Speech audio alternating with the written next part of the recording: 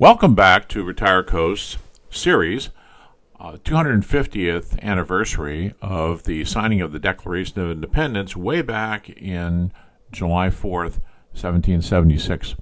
Oh, just to make everybody feel a little bit better today. Actually, the real signing took place a couple of days later, and the announcement took place on July 8th, 1776. But who's counting? We needed a date, so here we have it. We're going to be talking today about how the colonial businesses kept score. Basically, how did the economy run during the war?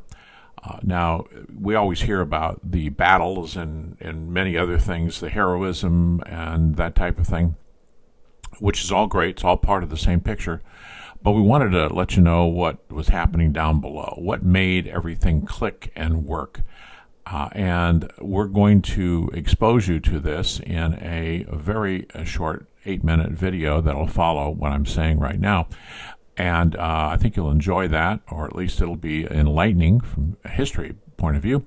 Let me just point out one thing that I thought was absolutely fascinating. If you operated let's say a general store back in 1776, right there when the war was going on, interesting war kind of situation that was going on all over the colonies. But the colonies, that was a lot of territory. So you may be living in a city that maybe never saw any British soldiers fighting or any battles around you at all, and life was more or less normal, except that a lot of the men were off fighting and the women were with them. And things had changed. It was difficult to get supplies to be able to sell. Manufactured goods were difficult to find, and you were here running your store. Well, back in those days, the British didn't want their pounds being used by the colonists during the war, so they imported no pounds into the colonies except the ones that were already there, and that was the basic currency. So if you ran a store, you had to find other ways to get paid.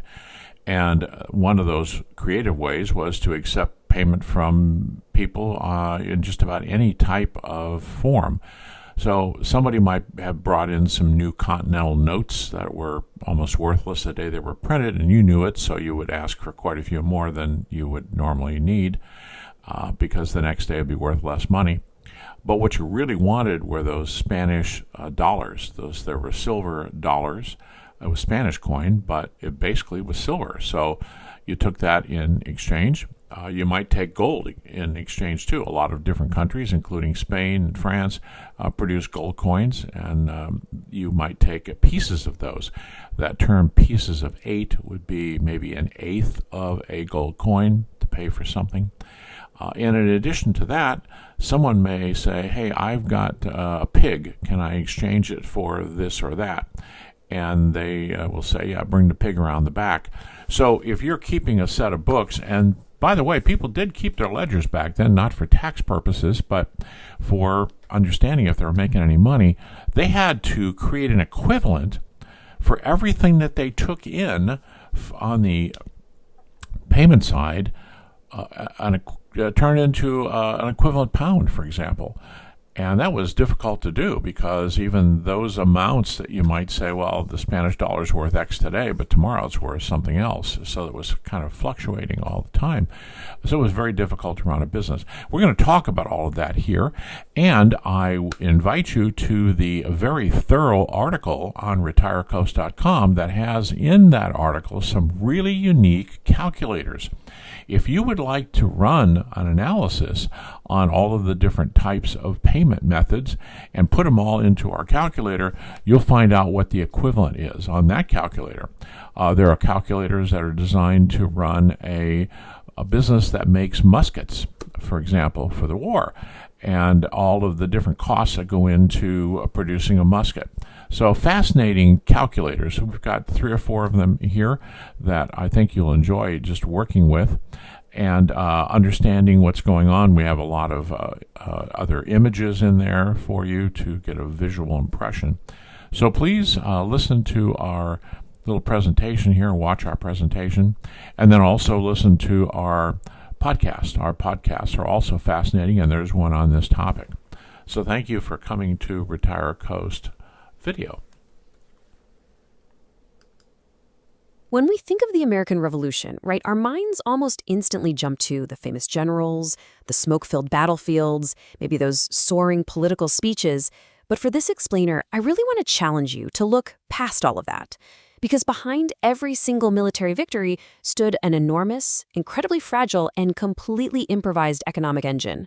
We're going to focus on the hidden workforce today. The blacksmiths, the tavern owners, the freight operators, and those everyday merchants who were just struggling to survive one of the most unstable periods in American history. Because, honestly, without this massive economic machine working in the background, American independence simply would not have been won. Okay, let's dive into this by using our Colonial Economy Simulator.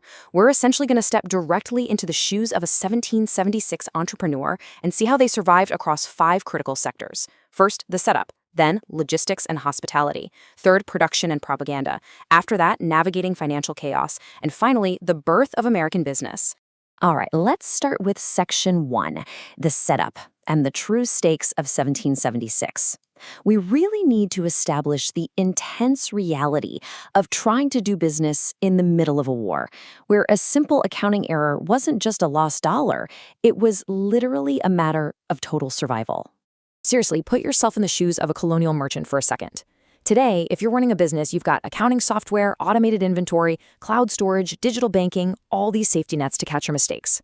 But in 1776, no way. You were operating in a war zone without any modern tech whatsoever. Your entire livelihood depends on incredibly fragile, completely manual record keeping. You're tracking inventory, military contracts, totally chaotic foreign currencies, and customer debt by candlelight using a quill pen and a pot of ink.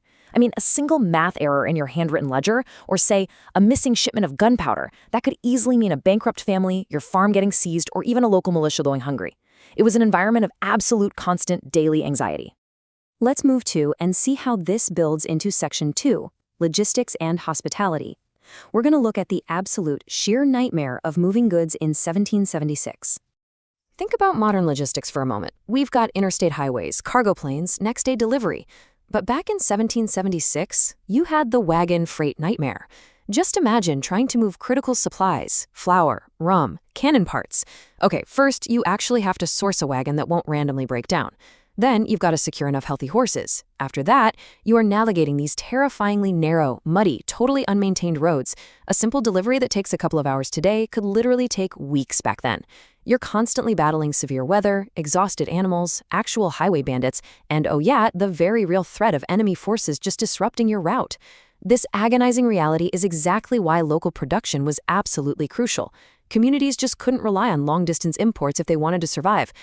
And speaking of those local hubs, we really need to shatter the misconception that colonial taverns were just, bars. Not even close. Taverns were the essential nerve centers of the entire colonial economy.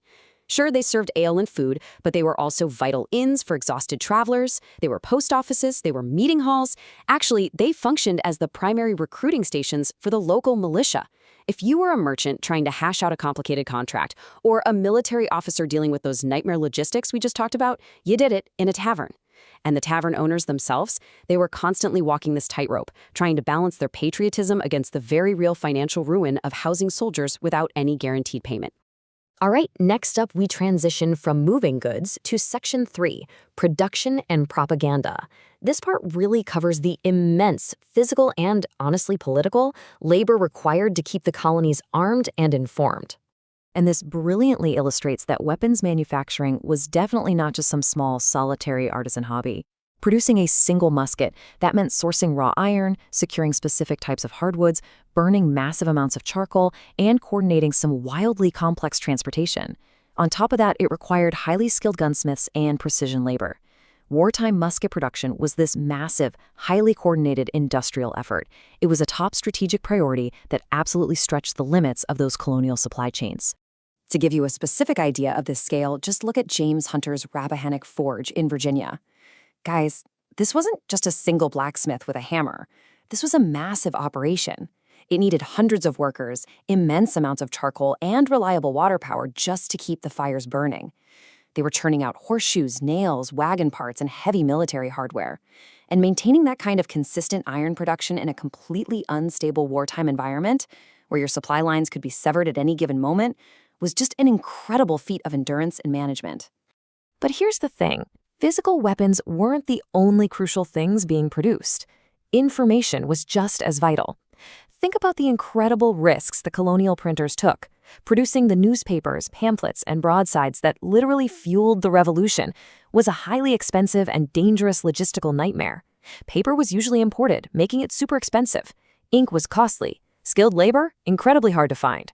But way beyond the basic economics was the terrifying political risk. If you were a printer publishing revolutionary propaganda, you lived under the constant deadly threat of retaliation from British authorities or loyalist groups. Back then, a printing press was, quite literally, a weapon of war. Now, let's step into Section 4, Navigating Financial Chaos. We're going to look at the terrifying reality of surviving inflation in a system so fragile that it threatened to collapse the entire war effort from the inside out.